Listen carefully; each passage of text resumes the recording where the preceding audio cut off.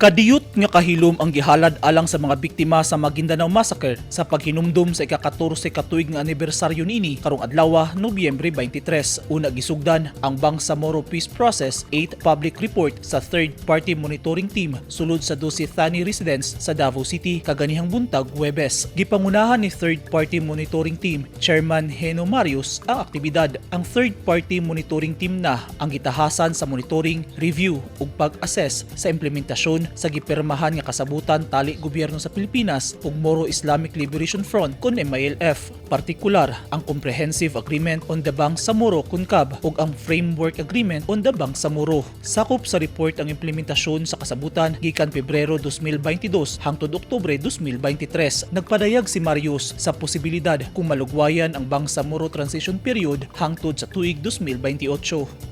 For the time being, we would not expect this because it has been made clear both by President Marcos Jr.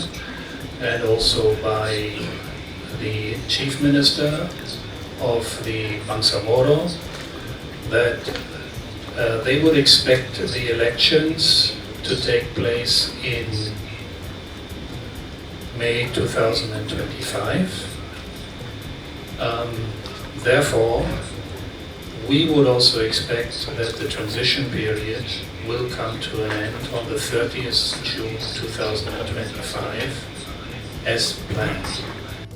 Nagtuo si Karen Tanyada nga usa sa mga miyembro sa Third Party Monitoring Team nga ang Bangsamoro ang usa sa mga malampuson nga nag-peace process sa tibok kalibutan.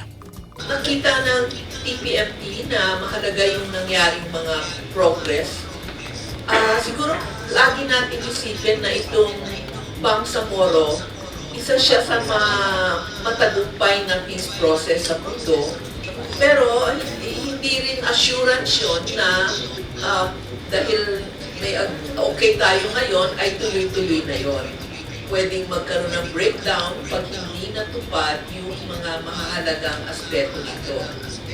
At alam natin na hindi lamang po yung kawalan ng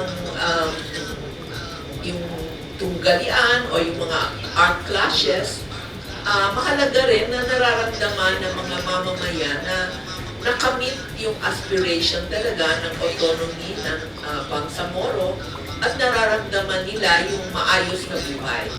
Apil sa naisgutan sa public report ang kabubuton sa matag partido, transitional justice, amnesty ug politikal hilabi na ang Indigenous Peoples Code aron masinati ang inclusivity sa Bangsamoro lakip na ang mga non-Moro indigenous peoples. The case here seems to be only the decommissioning is moving fast. The other elements are in a very slow mode. They are only at initial stages. To effectively allow combatants to return to civilian life, it is of paramount importance to decommission their mines, not just taking their weapons away from them. It is by allowing them to feel that they are safe and secure in the hands of the government.